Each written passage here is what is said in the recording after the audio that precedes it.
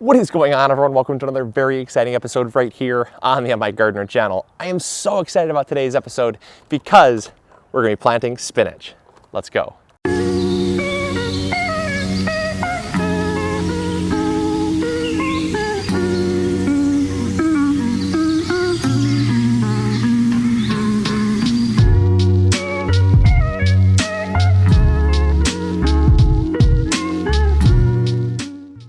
So we're out here planting spinach, like I said, and we don't have a whole lot of time because we got a storm rolling through, and it's actually surrounding us. It's so crazy. The dark clouds are just looming, so it's going to start raining almost any minute. But I had to get these in the ground because I want them to get really well watered in, so that they can just acclimate to the soil conditions a whole lot faster. So that's why I'm going to plant just before a storm. Little tip for y'all: if you actually can get your stuff in the ground before a storm, it's actually a good thing. I know sometimes people avoid it, but I'm telling you what, it's a great thing. The rain has good amounts of nitrogen. It also has, it also has dissolved oxygen. The plants just do so much better right after a rain. So get them in the ground early. Plus, the sky is overcast, meaning that if you're moving your plants from like a greenhouse or a garden, and you have a couple days of overcast skies, they're not going to suffer from as much stress from the sun because the sun is being filtered out by the clouds. So that's why we're getting them in the ground right now, and hopefully you're gonna like that little quick tip, because a lot of people ask, how do I harden off my plants?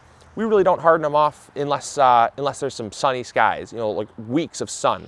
If we have 3 or 4 days of cloudy weather, we'll move them outside during that cloudy weather, and that way we don't have to worry about the whole bringing inside, taking outside, bringing inside, taking outside. But that's just a little tip. That's not what I'm filming this video on today. The reason why I'm filming this video right now is solely on the spinach itself, or at least cold hardy greens. You see, a lot of times people ask us, Luke, how come you don't just sow your seeds directly out in the garden? When the weather warms up, they'll sprout, won't they? And they will. There's actually a process called winter sowing. It's a method of gardening that I really love, and I definitely plan on talking a lot more about. But when it comes to cold hardy greens like this, it has its shortcomings. The reason is because if you sow seeds directly in the ground, the soil stays cold for a long period of time.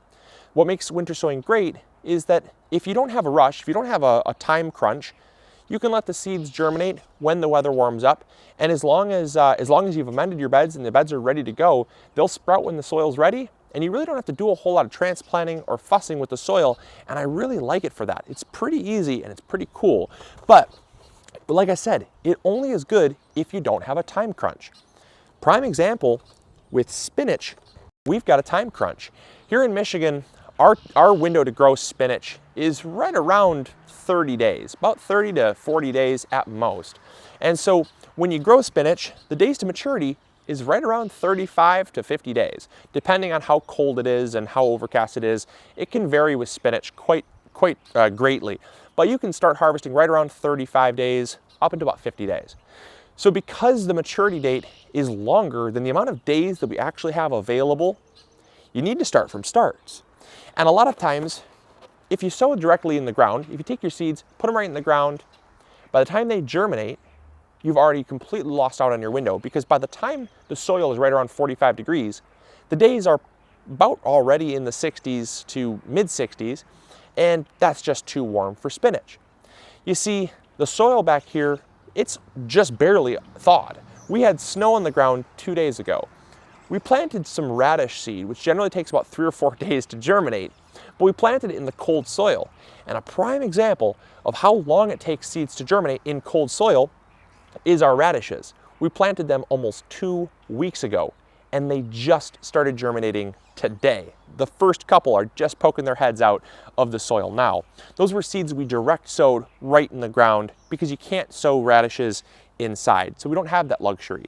But with things like lettuce, spinach, kale, Swiss chard, mustard greens, arugula, your cold hardy greens that will bolt or go to seed in warm weather, start them indoors. Start them indoors. I think it's a very common misconception, I think, being spread around, that just because they're cold hardy, you can throw them out in the ground and they'll sprout and they'll grow in cold weather. The thing is, these plants can tolerate cold weather. These plants can tolerate down to 20 degrees without a problem at all. They won't grow, but they won't die either. And so when the weather warms up, they'll do fine and they'll start growing. But if you put the seeds out in the garden, they'll wait until the soil is 45, 50 degrees before germinating. And that might take 2, 3, 5 weeks. By then, you've completely lost out on the time in the window that you have to grow them. It's getting too warm, and you're not going to have a really good harvest, and the amount of time that you have to harvest will be much less. So what I do is I start my stuff indoors about 3 weeks, about 3 or 4 weeks before my last frost date. I get them till they have 1 or 2 sets of adult leaves, because remember, they don't like warm weather. I don't want to keep these indoors too long, otherwise they'll start to go to seed. So 70 degrees, far too warm, but they'll germinate well in 70 degrees, just like everything else will germinate well. But I'll get these just to the point where they have like 1 set of adult leaves, then I'll move them outside. And that way they grow slowly, but they can still mature even when normally they would not be able to grow outside if I started them from seed. So now, because they can survive, they won't grow during the night. If the daytime temperatures come up to 30, 45 degrees, they'll be growing. They'll grow slowly, but eventually they'll get a point where they can really start taking off. We'll be able to harvest from them much sooner, and we're gonna get much more harvest out of them.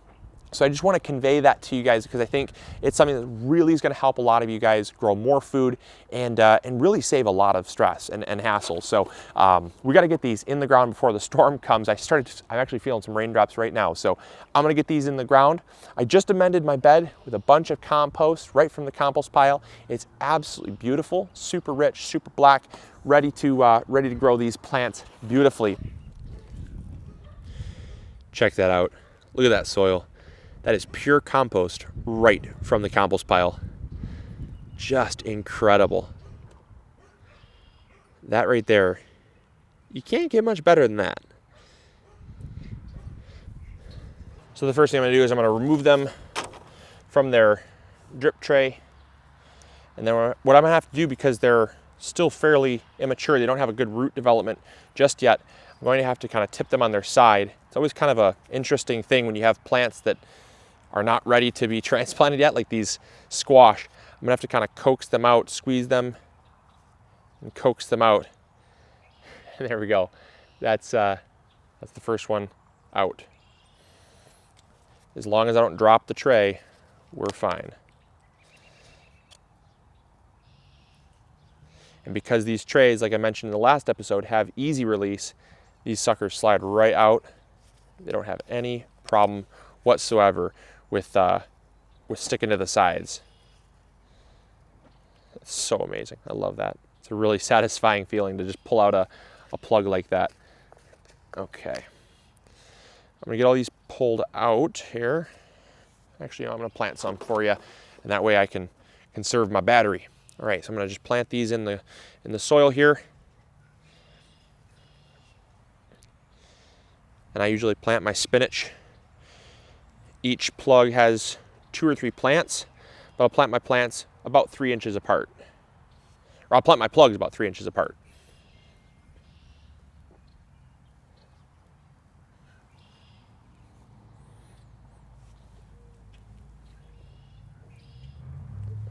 So I hope you guys enjoyed this video. I really hope you learned something new, and I also hope that you try this.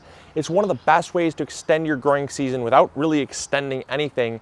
It's just by being smart about what you're growing and how you're growing it so that you can get more out of your garden. So I hope you guys enjoyed this video. I hope you liked it if you did enjoy it, and make sure to share with a friend if you did, because I'm sure they'll like it as well.